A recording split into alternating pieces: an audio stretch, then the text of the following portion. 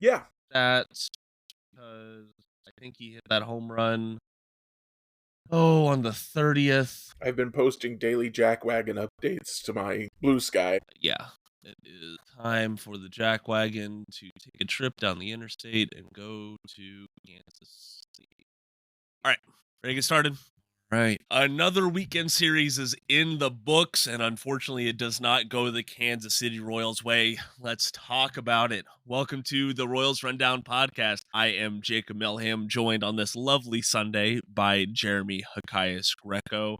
Jeremy, you're looking a little red in the face. Not a lot of smiles and a lot of I don't know how to describe the look on your face. It's more of a tortured soul, if you. Yeah, as someone on Blue Sky the Royals posted Kris Bubic's line after he exited the game today, and the only reply I saw when I looked at it was someone saying, "Almost every Royals game is an exercise in psychological torture," and I strongly identify with that.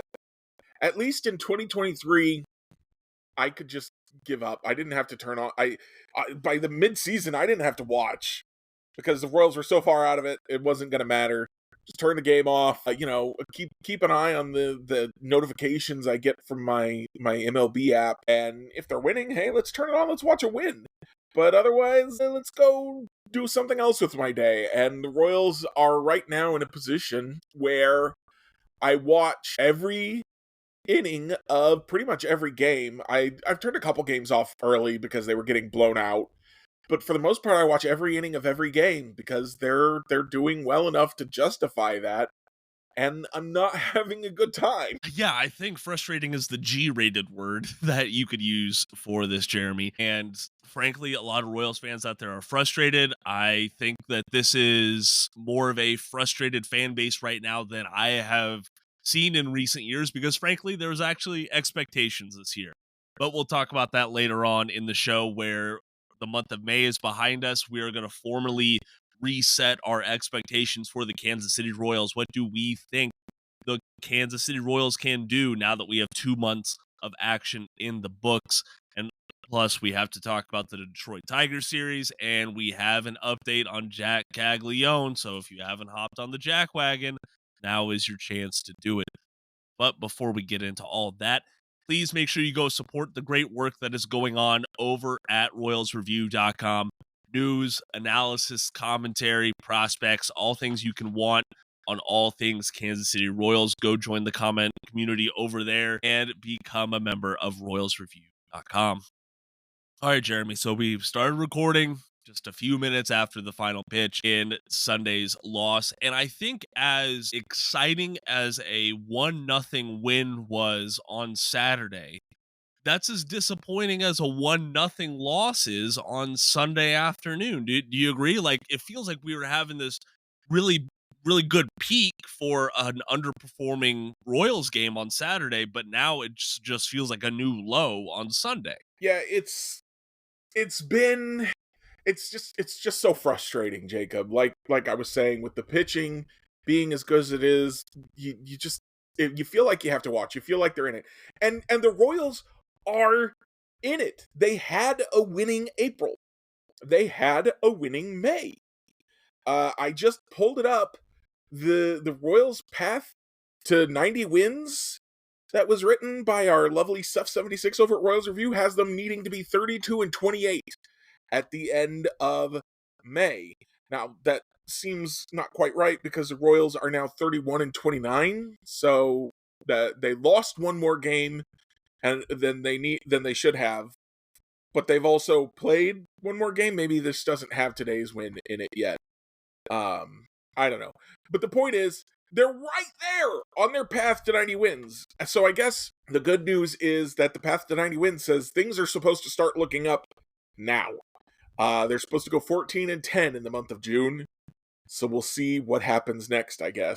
Yeah, I guess. And frankly, I would love to be able to start off this podcast talking about how great and dazzling Kris Bubic was on Sunday and how equally good Maikel Waka was on Saturday. But the reality is that the series loss and Sunday's loss overshadow the positive of both of those players, I would say. I mean, Yeah, it's overshadowing Kris Bubic. He over his last 6 starts, Jacob, he's allowed 3 runs. jeez. Half a run per start. His record over that time, you'd think, well, that's got to be 6-0, right? 3-1. Jeez. He won 3 of Third. those games. He took 2 no decisions. I'm not sure off the top of my head if the Royals ultimately won those games or not. And he took a loss today. It's insane. And okay, can I sound, I want to sound like a griper. I don't want to sound like a commentator for a second, Jeremy. Just bear with me on this. In the moment, I was very frustrated with Salvador Perez on that wild pitch. Sure. I was. This Yeah. was, and you know what? This was one of those moments where I know he's a great competitor. I know he's an awesome role model in that clubhouse, but what what are you doing? Why aren't you going at a, you know, that go ahead run at that point is 90 feet away and a very speedy guy in Zach McKinstry. Why aren't you going to go try and get that ball as hard or as quick as you can? And I know this is Salvador Perez we're talking about behind the plate. He's not as quick as he once was. He's not as quick as Freddie Fermin is right now. But still, you can tell that he took about 2 steps and then he gave up on the ball. And he didn't give up on the ball because he was resigning to Zach McKinstry scoring the run. I think he was. Actually. I think he was resigning to the fact that Zach McKinstry wasn't going to go because Kris Bubic wasn't coming down to cover home plate because McKinstry wasn't, he didn't break for the home plate immediately. That's my interpretation of the situation, but that is the difference between a win and a loss. That is frustrating. I would also argue that it wasn't the difference between a win and a loss because Bubich then walked Gleyber Torres and gave up a single. So the run would have scored anyway if everything played out exactly the way it did. It ended up playing out. And of course, maybe it wouldn't have, but it probably would have. You put a runner at third with no outs, the runner almost always is going to score. Yeah, almost. And you know what? Maybe that's some of the context that I'm missing. But at the end of the day, that's just my perception. The reality is the Royals left Kauffman Stadium on Sunday with a 1-0 loss. It happens. I am frustrated with this lineup overall. Of course, I think any Royals fan out there is rightfully frustrated with this lineup right now, but it's been an extended problem now, right? It's early on in May, we saw what this team looked like with a competent run scoring attack. You know, they had that 18 game stretch where they went 16-2. Well, now And they didn't score a ton of runs during they scored that stretch. enough. They scored like 3 or 4. Right. Which right now, just even just in Kauffman, right? They're barely scoring more than 2 runs when they play in Kauffman Stadium. That's like the hitter-friendly park, by the way, just in case anyone forgot.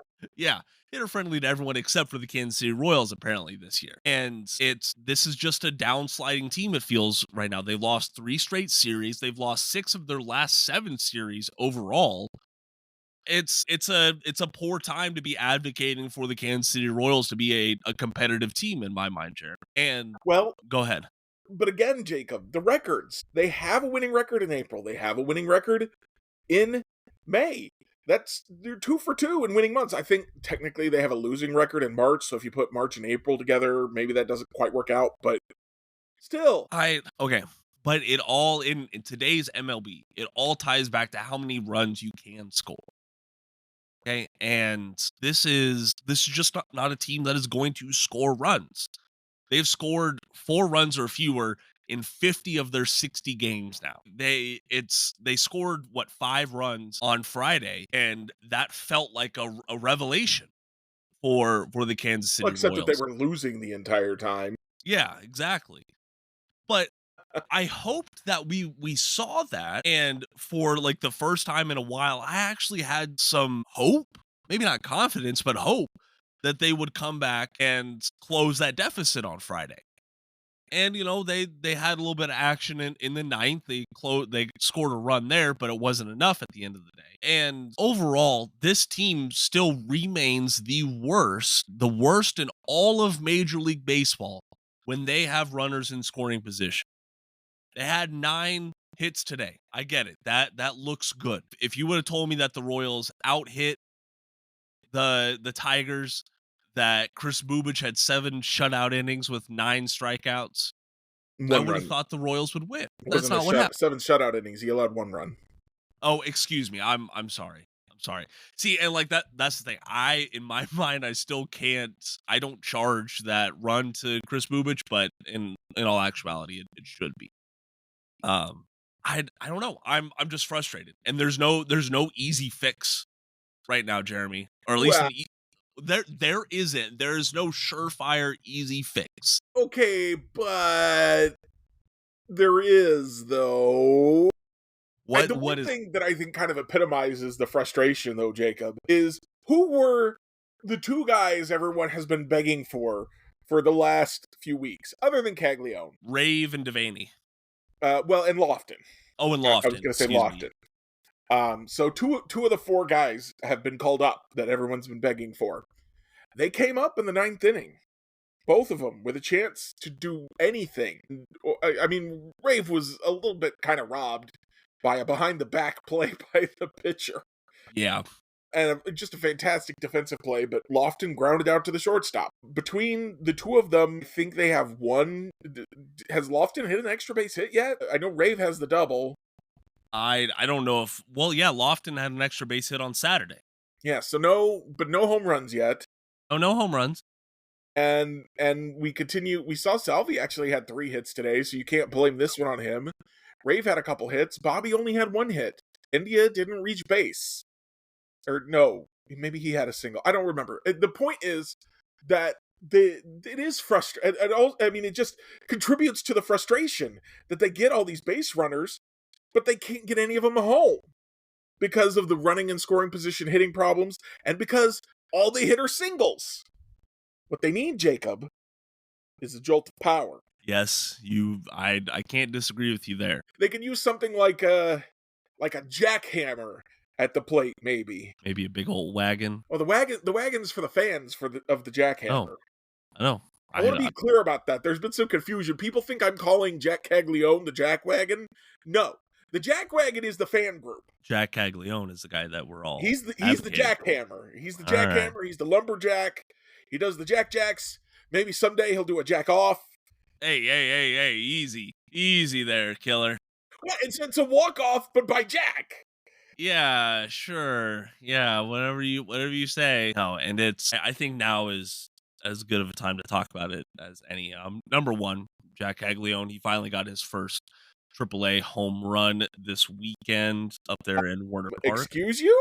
In Werner Park is what I was going to say. Home AAA home run. At home AAA home run. 6 home runs right now in AAA in only 11 games. How many Royals players have 6 home runs, period, much less 6 and 11? I think that's Vinny. Might be Bobby. I think Bobby has 6, and Vinny still has his 8. 8, yeah, there you go. But it is all right. Here's why I stand with Jack Caglione. I remember when we were going into opening day. I think it was Bowden with the Athletic predicted that Jack Caglione would be up by Memorial Day playing for the Kansas City Royals. And frankly, he shouldn't be that far off. We got some good news from an ESPN report saying that, hey, Omaha has 2 weeks in a row. I think they said like two weeks in a row at home. Yep. And they just finished the first of those 2 weeks. Right.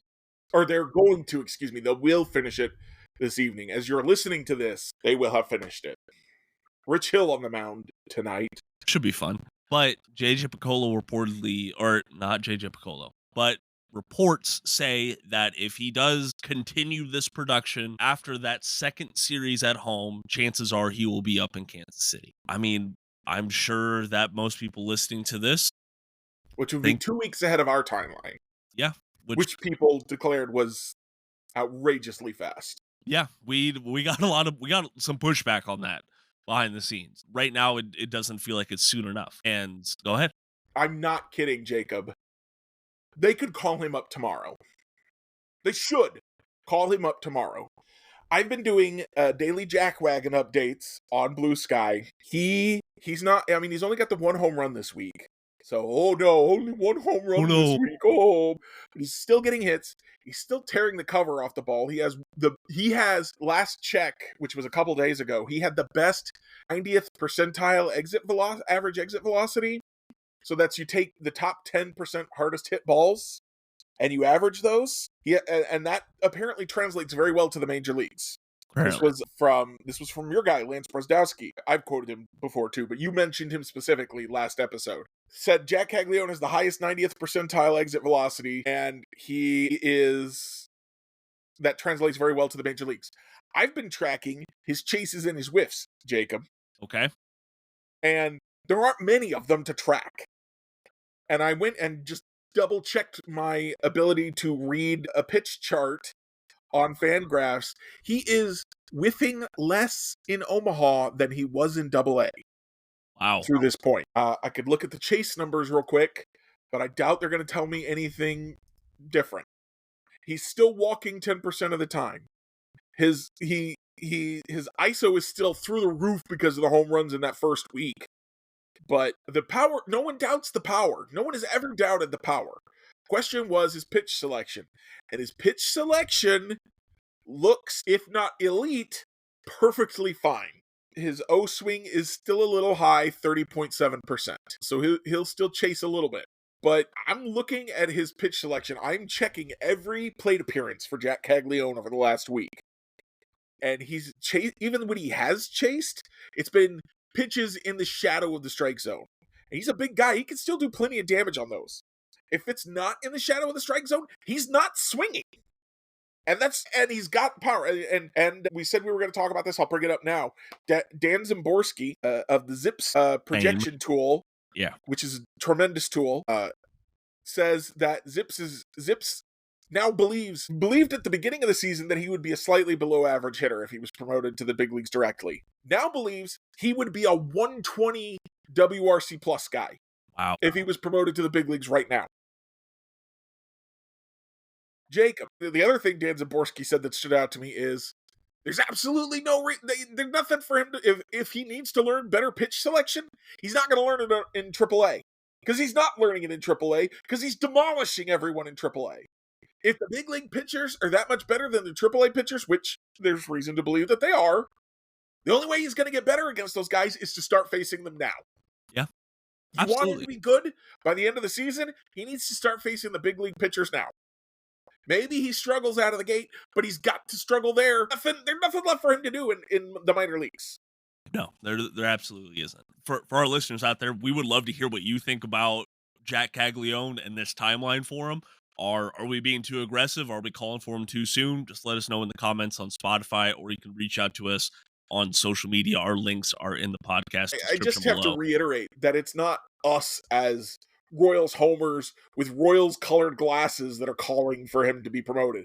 It's the national writers who are like, guys, get this kid on your team now. You need offensive help. He has offensive help. Just do it. And it seems like such a no-brainer right now. I think, as silly as it sounds, I think that their only concern is, can he play right field? Can he hold down right field? You know who the designated hitter was today? Jonathan India. You know who was supposed to be the designated hitter today? Nick Lofton. Yeah. They've got room at designated hitter. Whether that's for Vinny, whether that's for Jack. Yeah. Also, absolutely. Everything Jack has shown us in the minor leagues is that he can play at least a reasonably competent outfield. I read somewhere, I do not remember where, unfortunately, I read somewhere that the biggest reason he wasn't an outfielder in college was because he was pitching, and they wanted to save his arm. That's interesting. Yeah. So, and it makes a lot of sense. It does. He's a perfectly adequate athlete with a very strong arm. There's no reason he can't play the outfield. Will there be some adventures out there because he's never played it before? Absolutely. But there's no reason he can't succeed out there. And there's no reason he has to succeed out there to make it worth it. Right. I'm trying to think of what reasoning the front office is using to keep him in Omaha. There's no more reasons, Jacob. The reasons are gone. The reasons are over. Just do it. Nike, just do it. Yeah. Might as well. All right. Shia LaBeouf. Just do it. What if I'm trying to so this season, as we've had on this podcast before, but it's kind of leaked out into the broadcast, they've been using a lot more of the expected stats, right? Yeah. About like explaining away Salvi's struggles or this person's doing or should be doing broadcast better. will use anything they can to make the team look better, and right now those expected stats are what they've got. Right. And I think what I was looking for is, okay, maybe is Jack Caglione just really outperforming his expected stats right now? His expected WOBA right now is an absurd 462, just in AAA. Just in AAA. Just to be clear, for everybody who's not familiar with WOBA, 300 is a pretty good WOBA. Yeah. Yeah. His actual WOBA is 464, according to Baseball's. So he's basically doing exactly what he should be doing. Correct. Which is really crazy to see that, because when you see such high production, usually a player's outperforming their expected metrics, right? But he's doing everything within his control to be elite at the AAA level. And that translates to Kansas City. That translates to anywhere. Frankly, they have an off day on Monday. They like to do transactions on off days. And Omaha has an off day on Monday because that's how the minor leagues work. 6 days on, Monday off. It makes a lot of sense for him to be heading to St. Louis with the Kansas City Royals. And I get, like, they want to leave him in Omaha for at least a couple of weeks. You know, that he's been there for 2 whole weeks now. You want to leave him there for a third week, let the Omaha fans get to enjoy him. You're running out of time. Yeah, if you said, okay, we're not calling up Jack, we're calling up Drew Waters. Okay, we're not calling up Jack, we're calling up Nick Lofton. Okay, we're not calling up Jack, we're calling up John Rave. You're running out of other guys to try. You are. Absolutely. And it's still not fixed. And I want to be crystal 100% explicitly clear. Jack Caglione by himself will not save this offense. It's going to take some aggression, positive aggression from the rest of the offense, and it's probably going to take acquiring at least one other bat from another team. Maybe 2, but at least 1. He doesn't fix it by himself. But what he does do is if he comes up and does anything close to what he should do is buy you some time. Because nobody's really ready to trade any of their bats yet. Not yet. Not yet. And you could look at I had someone talk to me about like Brenton Doyle of the Colorado Rockies. Absolutely not. Yeah, because the Colorado Rockies are 9-50 right now, Jeremy. I don't know if you know that. They have not even won 10 games yet this year. And so they are clearly sellers.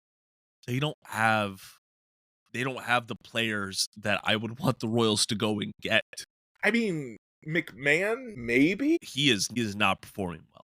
Zach Veen, maybe? Zach Veen is in the minors. Yeah, but he could be in the big leagues. Of course, that means he wasn't playing well. Yeah, they don't got anything I want. And at some point, I need to start digging into the numbers because it does seem to me like nobody is hitting this year outside of Detroit, Los Angeles, and New York. That's what it seems like, but like that's why we lean on numbers like WRC plus, right? Yeah. Because it shows us that league average. It's one of the weird things is like the Reds, for example. I told you they have an above average offense, but we watch them; they don't have an above average offense. At least but that the numbers say that they do, and they've had a couple huge games. But I think if I dug into those numbers, I would see that other than those huge games, they're not scoring more runs than the Royals. I think it would be interesting if you took like how the preseason projection systems do the 80% and the 20%, Mm-hmm. right? Like, I think it would be interesting to do that with a whole team's stats, right? Like, let's take out the 10% of their worst games. Let's take out the 10% of their best games. What do they look like? Because I know that would change the Royals scoring numbers a ton. Yeah. It would make them look even worse. Probably. That's not a here nor there. So let's get to a little bit of positive here. Try to Jack Caglione, 6 walks, 8 strikeouts, 7 home runs. or excuse me, 6 home runs. And to your point, Eight whole strikeouts. yeah, 6 home runs. 5 walks with 1 intentional walk. it's pretty good rate if you Tell ask me me. something more positive than a guy who has almost as many home runs as he does strikeouts. But Jeremy, his chase rate though. That's what people are saying. His chase rate. It's good. His chase rate is Chase bad. rate. No, I'm sorry. That's his swinging strike rate is 11.7. His chase rate is 30%. It's but still he not hits bad. it hard even when he chases it. Yeah, I don't like. I'm sorry. All I'm thinking about when it comes to chase rate, right, is Vinny's RBI on Saturday. Yeah, right? that was the case. That was chase. But since Vinny is, has such good bat to ball skills, since he's so big, that turned into a hit. And Jack Caglione's kind of built the same way as Vinny, as in height and lever length and things like that. No one has ever been concerned about Salvador Perez's chase. Well, did. Okay. No regular fan has ever been concerned about Salvador Perez's chase. The Royals as a team haven't been concerned about his chase. Yeah, never. Caglione's chase is not as bad as Salvi's. No, not at all. And yeah, if y'all want to talk about the actual chase rate, we could do that. I need to pull up graphs and things like that because frankly, it's something that can only be communicated effectively visually. Okay, because when you look at a thing like chase rate, Jeremy said anything that is not 1,000% a ball or a strike, is going to be considered, oh, he chased that outside of the zone. If you saw Jack Caglione stick his arms out straight with a bat in his hand, that is going well over home plate. Okay, that is going to the back of the opposing batter's box. The range that man has is absurd, and it's more than the average MLB player. We have Salvador to bring it Perez's on a chase scale. rate is over 40%. Wow. Every season since 2014. And he's a veteran. I'm sorry, I just had to tell you that. Yeah. And I don't know. We're tossing this back and forth. But I do want to get back to the overall Detroit series. Because number one, this feels like the trend for the Royals this year. If you looked at the overall series performance, like on a run scored, run allowed basis, the Royals they had a 2-run deficit across 3 games to the major league best Detroit Tigers. That's pretty, I would take that, frankly, but it's just really disappointing. The Tigers have that gene in them where they do well across the series. They're 14-5 in series play this year. They're 4-2 in series deciding games, a la today. So, Jeremy, I do want to get your stance on where you how do you think Royals fans should be feeling after seeing the team go up against a team that is going to likely be in the postseason and likely to be one of the favorites for the AL pennant? They should be feeling tortured. That's how they feel, and that's how they should feel. It's just, and this is the same discussion I think we had last weekend. Who did they play last weekend? I forget.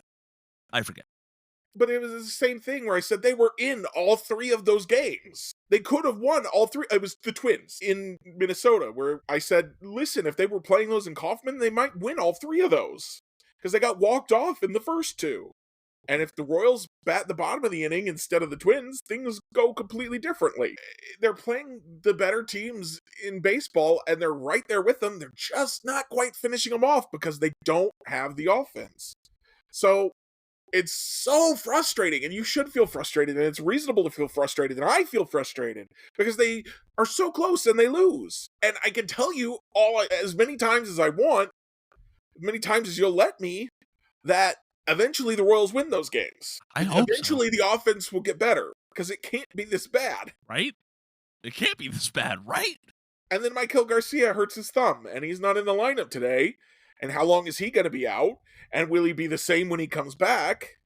Yeah.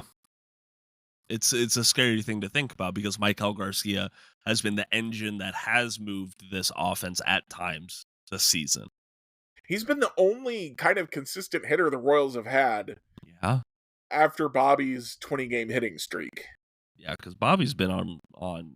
I haven't Bobby hasn't shown that clutch hitting in a while. It feels like He is still, I did check this. In the month of May, he's still one of the top 25 most valuable position players in baseball, but Maikel Garcia was more valuable in May. So context is I key. mean that's a credit to Maikel Garcia, who had an OPS close to it was either close to or above 1,000 in the month of May. So that's at least as much about how good Maikel has been as Bobby has been just fine, as opposed to otherworldly. But also, that's not where the Royals need Bobby to be. And I got some flack on social media for saying Bobby, like Maikel Garcia has been kind of the lone bright spot, with Vinny finally coming on lately. But and expecting Bobby will come on. Bobby's been good. He's been good. But we need him to be MVP, and he's not been MVP. Correct. All right. You talk about bright spots. Sunday's bright spot for the Royals undoubtedly was the Croatian sensation, Kris Bubic. He had his 5th start this season alone of 7 innings with 1 run or fewer allowed. Out of how many starts has he made? This was his 12th. So almost half of his starts have been 7 innings and 1 run or fewer, Jacob? Yep. Is That's that absurd. good, Jacob? I think that's pretty good. So 6 innings and 3 runs is a quality start. 7 innings and 1 run should we call that a Croatian start? I guess so. You know, he's just got the corner on that market a little bit, next to Max Fried there of the New York Yankees, also having that same workload. Is Max Fried Croatian? Because he should be. I don't think he is, but maybe we could check in on that. You know, funny thing, Max Fried and Kris Bubic have extremely similar repertoires of pitches. They do.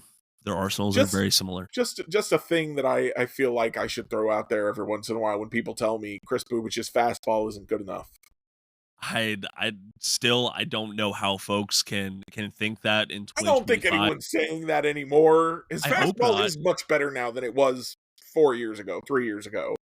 Well, I mean, folks are still coming out of that time period where we were fixated on velocity. I don't think that people are fixated on velocity as much anymore.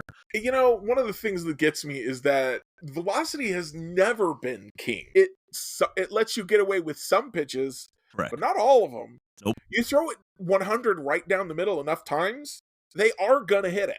They will time it up. So I've never understood why velocity was the only thing. Perhaps because we had radar guns that told us the velocity, and we didn't have computers measuring the spin rates of these pitches until very recently.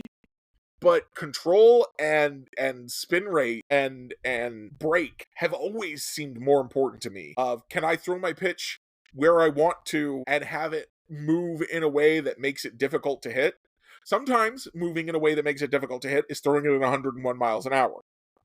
But it can also be throwing it with a very high spin rate. And that's what Kris has been doing with his 4-seam fastball this year. You know, he's averaging 93 miles an hour on that pitch. At least today he was, right? But the spin, it's above 2,500, a great spot to be. Extension is above average. His induced vertical break is absurd right now, 17.5 inches. And overall, which, just to explain for people who aren't familiar with that, is induced vertical break is what you said it was. Yeah. That means that the pitch ends up, when it's a positive number, that means it's 17.8 inches higher than you would have expected if gravity alone affected the pitch. So the spin rate is so high that pitch is 1.5 feet higher than you would have expected it to be. Thanks for explaining that. Which is crazy. And that's why you'll see on a breaking pitch, you'll see a negative number there. Yeah. Or you should. If they're doing it properly, they may show you a positive number there, but what they mean is a negative number, as in it dropped more than you would have expected based on gravity alone. With the fastball, and that's why they call it a rising fastball, or they thought it was a rising fastball, is because it's higher than they thought it should be. It's not rising. It is still going down, but it's not going down as much as you would have expected. When you see it come out of the hand, it's not on that path that you would think it would be on. But all that's all process stuff. What was Kris's result on Sunday? Well, number one, he had Detroit Tigers batters chasing that pitch nearly 30% of the time, 29.4%. And he had them whiffing on it 40% of the time. And he threw that pitch 30 times. So you're talking about nearly half of the time he threw the fastball. It was a swing and a miss. 40% is such an insane whiff rate. It is. For It's an any absurd pitch, but whiff rate. especially a fastball. Yep. But the crazy thing is that wasn't even his best one. Yeah, on 30%. I know I'm doing a lot of explaining, but we're using some pretty advanced statistics, and I want to make sure everyone has the full picture. Of course, 30% is like an elite whiff rate. So when you're all the way up to 40%, that's just insane. It is. Anyway, go on. What was his better pitch? His better pitch was his changeup. Yeah, 54.5% whiff rate on that pitch today. Goodness, yeah, Jacob. Half the time they swung at it, they didn't even touch it? Yep. They were chasing it 58% of the time. I don't know how much better Kris Bubic can realistically get. You remember when we were doing the exercise earlier this season where I was going through all the pitchers and giving you their ERAs and asking if you believed in them?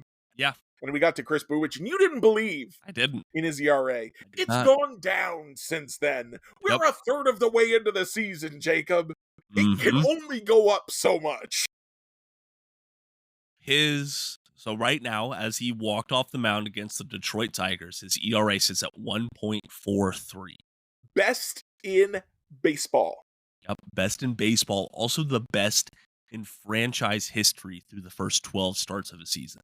Just think about all the names that these old heads can come up with when they talk about Kansas City Royals baseball and how much better it was back in the 80s or back in the 70s. It's even better than 2009 Zach Greinke? Even better than 2009 Zach Greinke. Wow. It is crazy. It's the third lowest ERA in that same span this is zooming out even more. Third best from any AL pitcher since 1995. Okay. I know I saw a statistic on Blue Sky from Jake Eisenberg that it was the fifth best ERA by a left-handed starter since 69. Yeah. And two of those guys went on to win the Cy Young, Vida Blue and Randy Johnson, in the years they did theirs. Yeah, and the two that I don't know if Kris is going to win the Cy Young because Tarek Skubal is very good, but he is going to be top 5. Which, just something to point out, the Royals this season are 2-5 against the Tigers. Both of those wins are against Tarek Skubal. I was really hoping, because the last time they beat Tarek Skubal in a very close game, that was the start of that insane 16 of 18 run. I was really hoping we were going to do that again. Maybe we will, but it did not start today. It did not. Maybe they'll start it. Maybe that this means coming 16 season. in a row coming up, starting Tuesday. Yeah, I would love that. It would help if Jack Caglione was in the starting lineup Tuesday. Yes, it would, Jeremy. Yes, it would. But one guy I just want to make sure, Jacob, before I let you continue on, we are on the same page that this lineup is better with Jack Caglione in it right now. Undoubtedly. And there is no reason not to just go ahead there's no reason from the Major League Baseball perspective not to just call him up right now. I don't see a reason.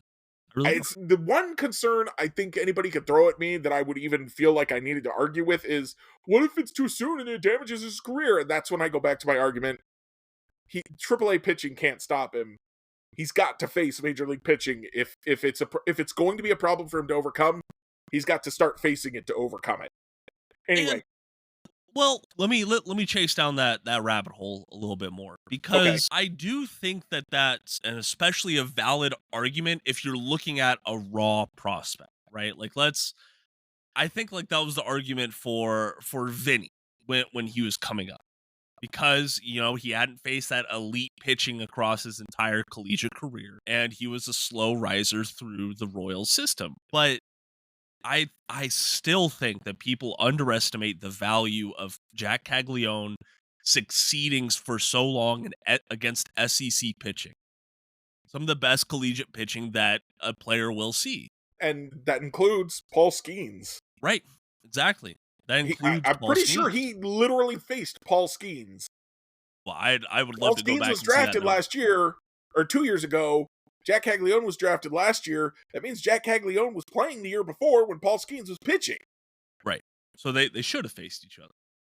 I They just may don't not know have, when. but it wouldn't. I mean, they almost certainly would have because Paul Skeens would be the first guy to pitch on any given weekend, and Jack Caglione's a starting first baseman when he's not pitching. So, yeah, I don't have those numbers. I could probably find them. Maybe I'll spend a moment doing that, and I'll actually let you talk for a few minutes. No, But yeah, he's already faced Paul Skeens. What's anybody else gonna do? And Paul Skeens was ready coming out of college. He pitched 30 innings in the minor leagues. Do you think he learned anything in those 30 innings that he didn't already know? Absolutely not. and but that just goes back to what I'm trying to say, or trying to double down on what you're saying, Jeremy, is that by all accounts, he is ready. There's nothing that shows me the opposite is true. But like that takes me to the next step of that thought exercise. Where would you put Jack Caglione if he was starting on Tuesday? Personally, I would put him at designated hitter. Just let him focus on that, and I would put him in the 5 hole behind Salvi. Now, I would want him to be able to supplant Vinny Pasquantino at number 3. But for now, I could see manager Macocero wanting to keep that right, left going along, and also take a little bit of pressure off of Jack Caglione. But if you have Jack Caglione starting off, you're not going to be able to put him down in the bottom third of the lineup, right? Like you have to put him in the heart of the order. Yeah, I think he bats 5th or 6th for sure.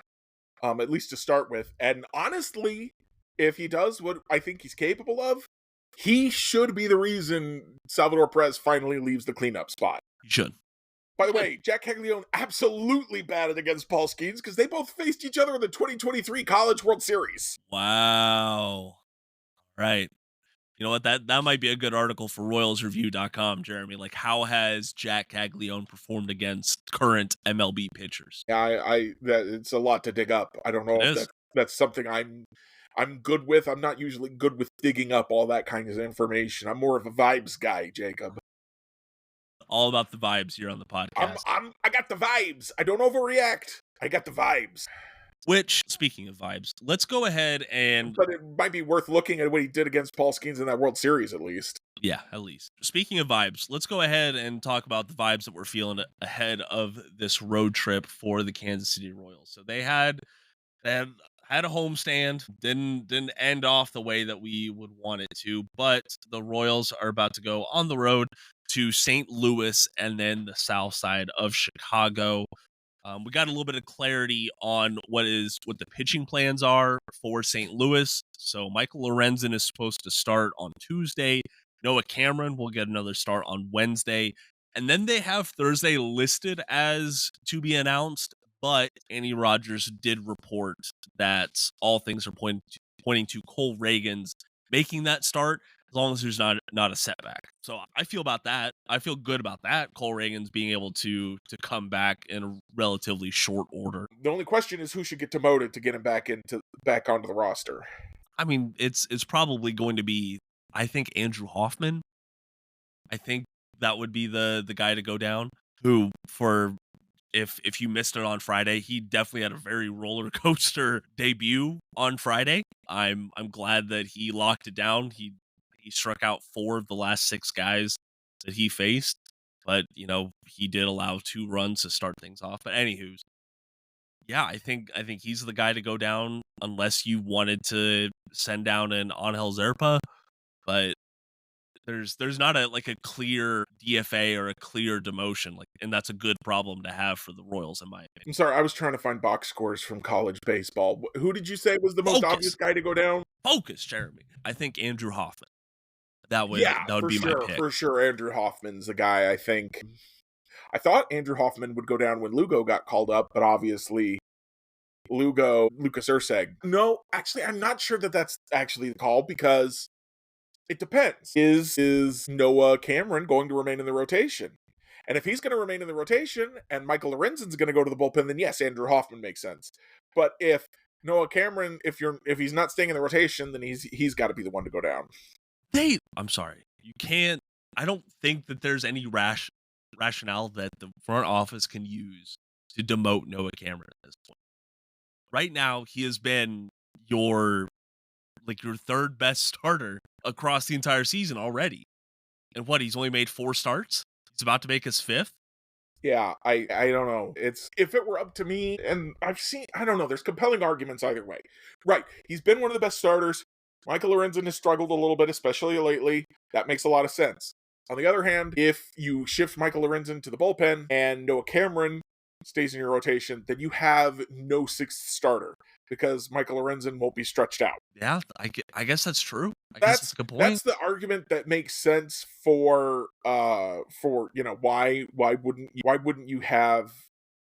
you keep Noah Cameron? That's the only argument I think that makes sense. But a lot also depends on how far away is my brain is just turned off. Kyle Wright. How far away is Kyle Wright? He's restarted his rehab assignment. If he's relatively close, then okay, we're gonna pray that we don't get an injury in the next week or two and that we're fine. Yeah. And then we have him as our sixth starter. That's kind of a big question too. Andrew Hoffman doesn't we haven't talked about him. We should probably talk about him. He's not super impressive in his first big league outing, unfortunately. Unfortunately not, no. He also had a fit. I was writing a little bit about him today. He also had a 54.5% whiff rate on his changeup this in that Friday outing. But yeah, it was, Torkelson took him deep. He had a wild pitch. I think it was Dingler who singled, and that scored another run. But Dylan Dingler was just on a heater on Friday. Yeah, it wasn't super impressive, but definitely seems on par for a Kansas City Royals righty making their debut in the bullpen. Like I remember James McArthur's debut. I remember that was so bad that we didn't see him for a month and a half. And I know you have guys sprinkled in there like Austin Cox, who was just amazing from the get. Andrew Hoffman, he wasn't. I think that's okay, but he's definitely the guy that makes the most sense to go down if that's the route they take. I do want to point out, Jeremy, that Noah Cameron in his 4 starts alone has been more valuable on a WAR scale than Lucas Urseg, Seth Lugo, Daniel Lynch IV, and only trails Maikel Lorenzen Michael Lorenzen, Michael Wacha, Cole Ragans, and Kris Bubic. Like Noah Cameron's been amazing. We know he's been amazing, but he's also been extremely valuable to the Kansas City Royals winning games. And that's what matters. Yep. All right. So we've been a little off in our series predictions, but we're still gonna do it anyways. Jeremy, let's do it. What do you foresee happening in the St. Louis Cardinals series? Hang on, let me look at the upcoming starters. Okay. Well, so while you look that up, let me go and read them off. So on Tuesday, they're facing off against Andre Palante, coming in with a 4.23 ERA, a 4-3 record. Already carved up the Royals once. And then they have on Wednesday Miles Michaelis, 4-2, a 3.90 ERA. And then things don't get easier on Thursday when they have Matthew Liberatore. So the same starters they already faced. Yeah. The Royals are gonna go 2-3. I'm gonna throw it out there right now, and I think the Royals are more likely to sweep than to go 1-2. Because these are the exact same starters they just faced. They should have a better plan. Cole Ragans is gonna come back on Thursday to give us an ace versus ace matchup, and yeah, so I'm gonna say 2 out of 3. I'm gonna say 1 out of 3 with a better chance of them going 2 out of 3 than being swept. I don't have a whole lot of trust in this team winning series right now. Jack Caglione's gonna be in the lineup. It's gonna happen. Hey, keep manifesting. He's gonna hit a dinger. Hold on. I'm gonna dream. That is certainly a dream. Listen, last year I Wishcast said everyone said the Royals are going to suck in 2024, and I said no, they're going to be 500. They're going to be, or maybe I said a little over 500, and they were. So I'm going to say Jack Caglione's going to be in the lineup, and he's going to hit a dinger in St. Louis. All right, I'll be right there celebrating with you. He's going to hit a Jack. So but honestly, on a series by series basis, the Royals have lost so many series this year that they should have won. Just simply due to the inability to score runs or capitalize in a timely manner. If that makes sense. I still believe that they have the pitching edge across this entire series. They have the pitching. They have the best pitching in baseball. They have the pitching edge against everybody, Jacob. Right. Best ERA in baseball. Yes. And that's with all the damage that Chris Stratton and Sam Long did to this team early on. The best ERA in baseball. Also, that's another point I gotta bring up. Sam Long, I'm sorry, he's washed. It's over. I was watching one of his rehab outing on Thursday, I think, in Omaha. Yeah. There's no control right now. He gave up a 3-run shot. That was the only runs the opposing team scored. He does not look good. Yeah. Like, and I get it. He wasn't even perfect last year, but we weren't expecting him to be so consistent. So I think we all have this great rosy memory of Sam Long in 2024. It's gone. Well, the It's thing gone. about Sam Long in 2024 was he was very good when he first got called up. We were advocating for him to be the closer at one point. And he kind of tailed off as the year went along, unfortunately. And it just got worse during the off season. Even miracle workers like Brian Sweeney, Zach Bove, and the third guy whose name someday I'm going to look up and remember, they can't fix everybody. And it's unfortunate for Sam Long, but the Royals have found other solutions, so they'll be okay. Yep. Baseball is a business at the end of the day, and I think it is. They gave him a few $100,000 last year. They'll give him a few $100,000 more this year if they cut him. Exactly. I mean, he's getting major league pay, whether he's in the minors, whether he's cut, whatever. So, he's getting some multiple of our salaries put together, Jacob. Yeah. So I won't feel too bad for him. No, he's getting a ton of Pop-Tarts. Like he is just fine on a Pop-Tarts front. The Pop-Tarts are raining on top of Sam Long. That they are. Which, if the Royals, the Royals 40-man roster, if it was sitting at a full 40, I would say that Sam Long would be the easy DFA to get Jack Caglione on there. But we don't have to worry about that because the Royals, one spot wide open for a certain first baseman in Omaha. Just waiting. Just waiting. Jeremy, anything else on a Royals front? Yeah, well, I was distracted all that time looking up college box scores. I did discover that Paul Skeens actually never pitched against Florida. He was only with LSU in 2023, and for whatever reason, he never pitched against Florida. Crazy. So Jack Caglione has not yet faced Paul Skeens. Stinks. When do they play the Pirates this year? A good question, but whenever it is, Caglione should be in the big leagues by then. He should. Whether they'll face Skeens is another issue because it'll only be a 3-game series. Well, we will worry about that when we get there. Jeremy, I know we've done a ton of yap in this episode, but all in all, I want us to talk about what we are expecting from the Royals now after 2 months in the books. Have your expectations changed at all? So I predicted them for 90 wins to begin this season, and psychological torture. I mean, that's the phrase of the day for this Royals team, I think. Psychological torture. It made me say, I don't know about 90 wins anymore. And of course, they're not technically on a 90-win pace right now. But looking at the path to 90 wins, it says Royals are right there, and I think they're going to get better. I think there will be some positive. I still believe 2 months into the season there will be positive regression for this offense. I think adding Jack, whether they add him tomorrow or next week or the week after that, I think adding Jack will improve this offense. I think they will go ahead and go trade for a bat because this pitching is too elite to not. It would be a crime to not add to this team with the pitching the way that it is. And you don't have to add that much. As Dan Zimborski wrote, if they were just a little bit below average instead of criminally bad at offense, they would be serious World Series contenders. I don't think he said World Series contenders, but they would be serious playoff contenders. And I think they would be serious World Series contenders with even a slightly below average offense.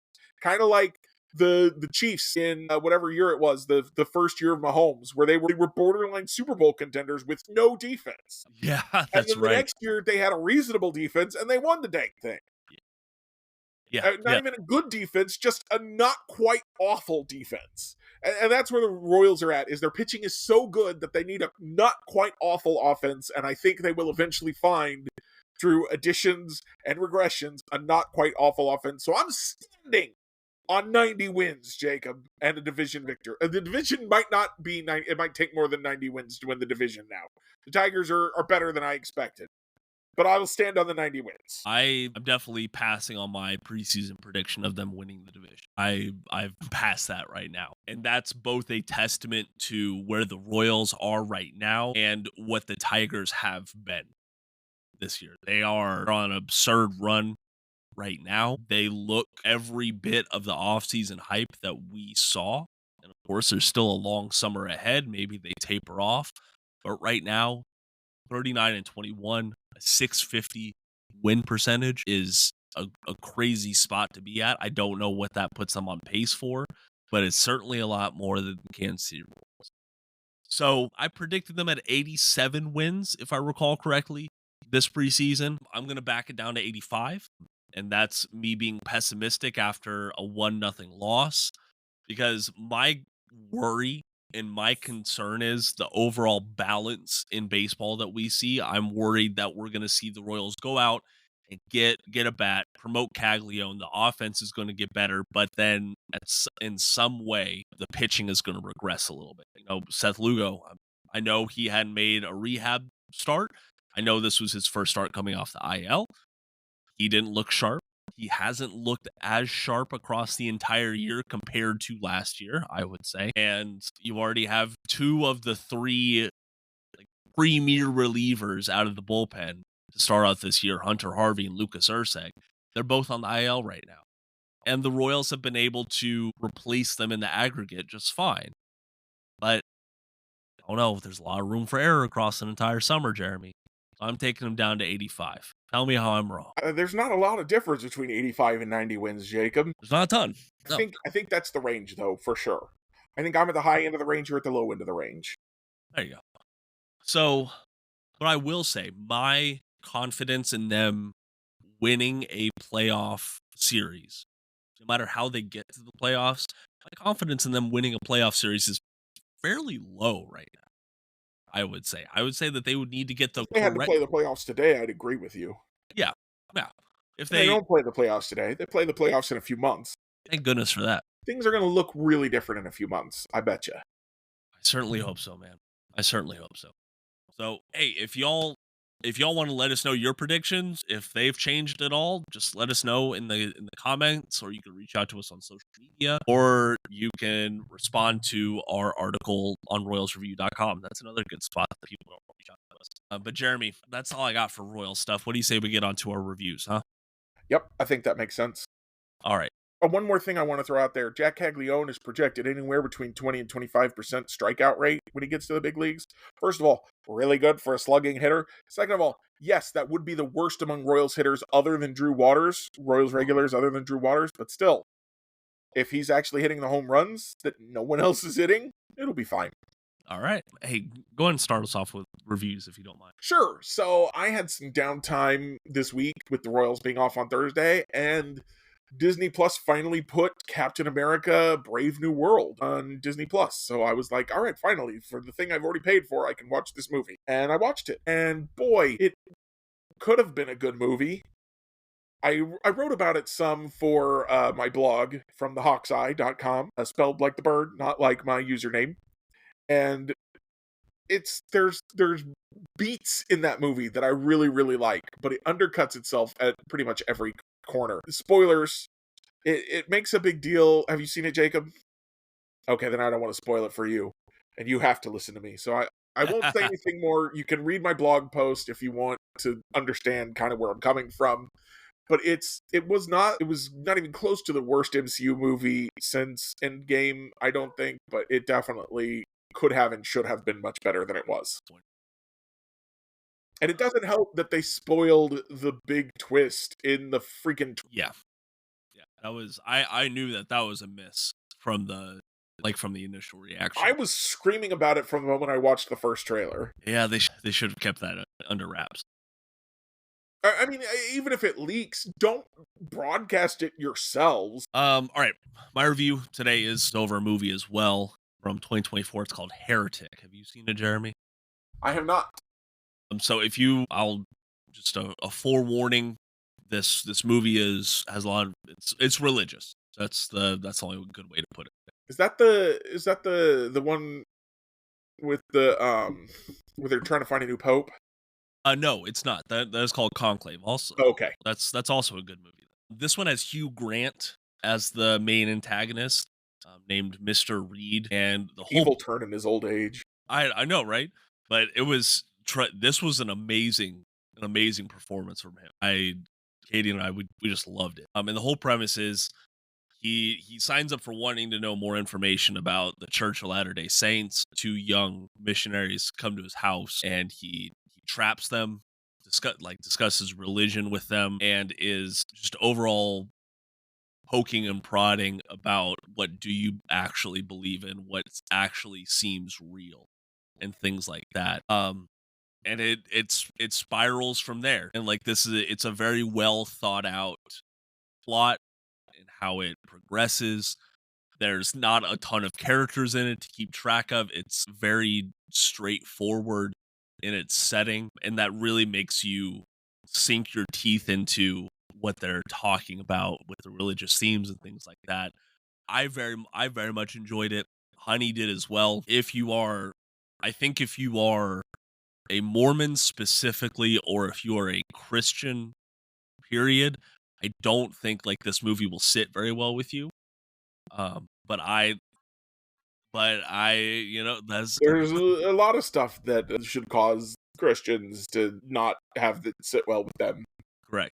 But I just want to be upfront with it. It's on Max. It's streaming. This is a movie. I don't want to call it digestible, but it's not like a 2.5 hour long movie, nothing like that. You can sit down and watch it, and still go to bed at night. So Heretic, I loved it. Honey loved it, and I think some of you out there will as well. That's by A24, it looks like, which is a pretty good studio. Yep, they have a very good hit rate, I will say. And I know I said they don't have a ton of characters. They only have they have 4 credited actors in the entire thing, Oh, wow. and it's Topher Grace as one of them. Do you know who that is? Gosh, that's an old poll Yeah, Eric Foreman in that '70s on show. the old BB stuff, right? Yep, exactly. So, all in all, go watch it. I think you'll like it. Alrighty, folks. But as we're talking about movies, let's get on out of here. Go maybe watch a movie or something this evening. Thank you so much for listening to us. If you don't follow or subscribe to us wherever you're listening, please fix that. It really helps out the podcast. You could also rate or review us wherever you're listening. But most importantly, go check out royalsreview.com. Great work from us, great work from the team over there to just keep up with the Royals and answer those little questions that you have about all things Kansas City Royals. All right. I'm Jacob Milham. There, Jeremy Greco. Thank you so much for joining us. And until next time, go Royals.